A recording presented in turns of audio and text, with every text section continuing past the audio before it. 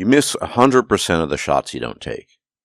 This is a quote that's usually attributed to the famous hockey player Wayne Gretzky. He probably did say it at the end of the day, maybe somebody else did. It doesn't really matter. I don't think quote origin really matters. What matters is the substance behind the quote. And he's right. It's a simple, to the point observation that if you never try, you never make an attempt, nothing's going to happen. Of course, he's talking about the context of hockey, right? But it literally applies to everything. If you make no effort whatsoever, and you want something to happen, that's the key point, then nothing will happen. Now, this seems painfully obvious to most people to think about it, but for a long time now, I have encountered repeated misunderstandings of the message I'm trying to get across here. Repeated misunderstandings of what I'm trying to convey. So a lot of people, it seems, people who regularly watch my content, think that my primary message is to just give up and rot and never try. Which couldn't be further from the truth. It's a little bit bizarre that people think that. Or on the other hand, it's not very bizarre. When you think about the mainstream perspective on the various pills, if you will, or shall we say alternative perspectives of the world, we know a lot of people will typically say that the BP and its contents are basically telling you to just lie down and rot and never do anything. Now, I think this is an intentional and gross misinterpretation of the contents of the BP, and I also think it is just inaccurate, flat out inaccurate. Now, I can't speak for other people who talk about these issues. I'm not in their heads, and I'm not them. But I can tell you what I think. I think that the purpose of what I'm trying to do when I'm talking about all of this, which is basically deconditioning. Ultimately, this channel is about deconditioning a lot of the conventional beliefs that have been foisted upon you just because they're convention, or just because they're thought to be good for you, and helping you realize there's a little bit more going on behind the curtains than meets the eye, or you're told. Because oftentimes you're told certain things for your own good. Now, I'm one of the few people out there, I think, that doesn't think universally deconditioning, i.e. pilling people, is necessarily a good thing. I think there's some people for whom their psychology will simply not allow a smooth transition, or any transition at all, and that any sort of pilling process is ultimately very destructive. And this, of course, is codified in the term better off blue. You're better off just to believe the hokey delusions than to realize what the ultimate truth and the ultimate reality behind you is. But if you're that type of person, well, this probably isn't the right channel for you. And if you're that type of person, you're not going to understand much of the content on this channel either. Ideally, this channel is for people who have, for a variety of reasons, whether by accident, life circumstance, or just the fact that they just came across these views, who understand that there's a lot more going on to all this than meets the eye. So I've never said, don't try, don't make an effort. You should try, but you should learn from your attempts. A big part of the theme when I talk about, say, hard work versus efficacy and results is another lie we're often told. It is simply not true that by and large people care about hard work. They care about results and efficiency. When they say, however, well, hard work can teach you character, hard work can teach you valuable lessons, that is the consolation prize when your efforts amount to naught. Because guess what? Working hard and then achieving something also teaches you lessons. But the lesson is not the important aspect here.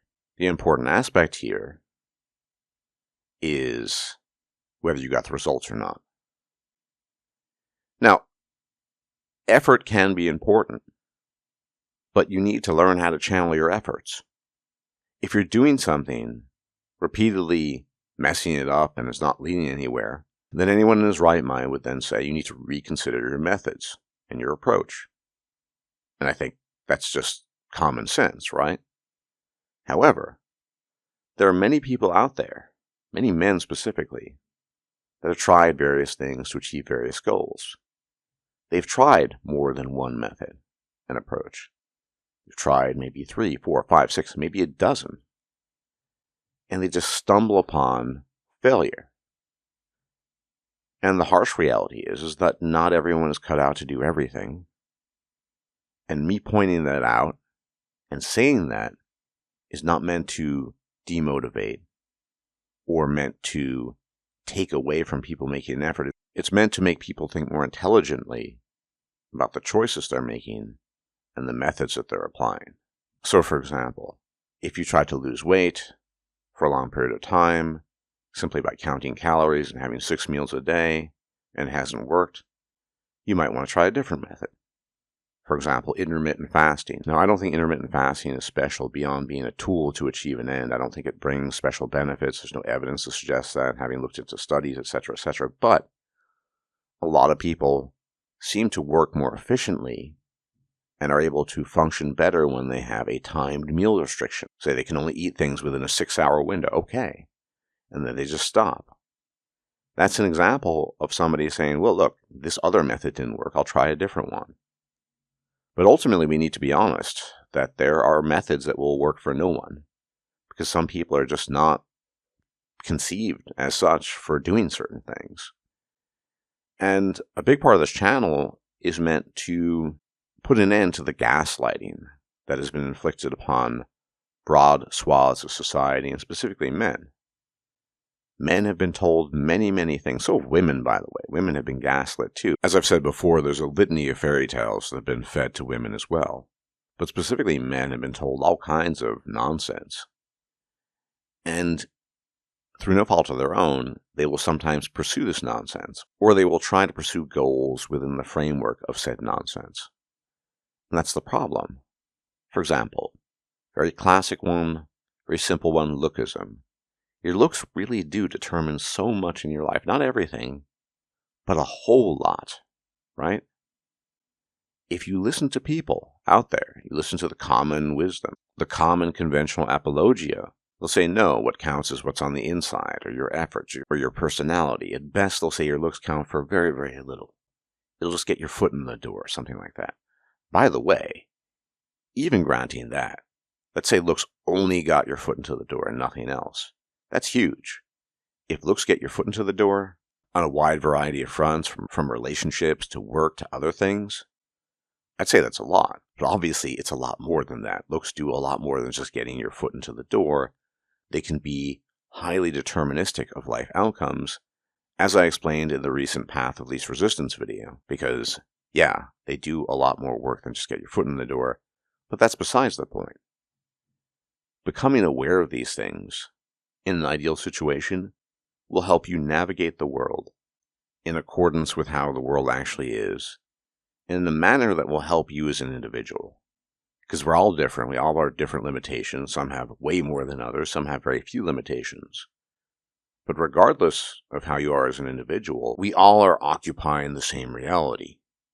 That reality is pretty simple if you break it down to its constituent parts. And that's ultimately what I'm doing here. This is not meant to discourage people to do nothing. It's meant to break through the delusions, illusions, and the lies that simply don't track onto reality. Whether it be lookism, whether it be the actual nature of intersexual relationships between men and women, whether it be the realities of hard work, or the hokiest of them all, the belief in free will. Many of these things, perhaps all of them, are used to fuel the mind with delusion and to fuel the mind with things that are ultimately destructive to people even making progress. Because let's say you're in a situation such as the following. You're short, you're 5'5", you're not very attractive. A lot of things are going to be locked away from you in life. But if you were to accept the hokey wisdom, as it were, the folk wisdom, and the general consensus of society that doesn't actually matter. What matters is just your efforts, or the work you put in, or whether or not you're wearing a plaid button-down shirt, or a pair of nice shoes, or that you should work on your personality. There's another one, right? We know personality is fairly immutable because it has such a heavy genetic component. Your personality is not something you can change at the flip of a switch.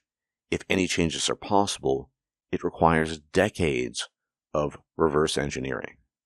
Because never mind all the harmful environmental stuff that goes into it when you're a child.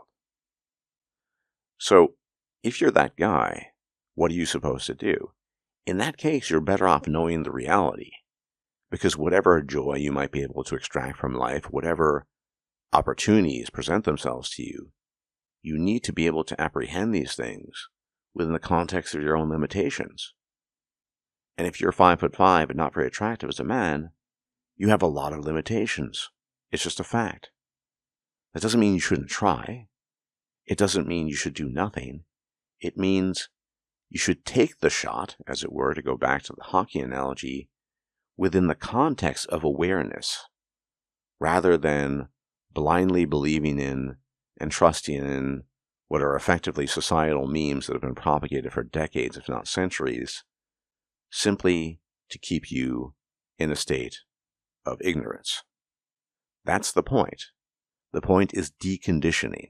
Because for most of us, that's the only way we'll ever be able to achieve anything. Not by following hokey folk wisdom and mythology, but by dissecting things and understanding what's possible and what's not, and then working within the framework of what's possible to actually achieve things we want to achieve. It has nothing to do with giving up, rotting, and not trying. So there you go. That is the point of all the things I'm saying at the end of the day. But in any event, as always, thank you for tuning in.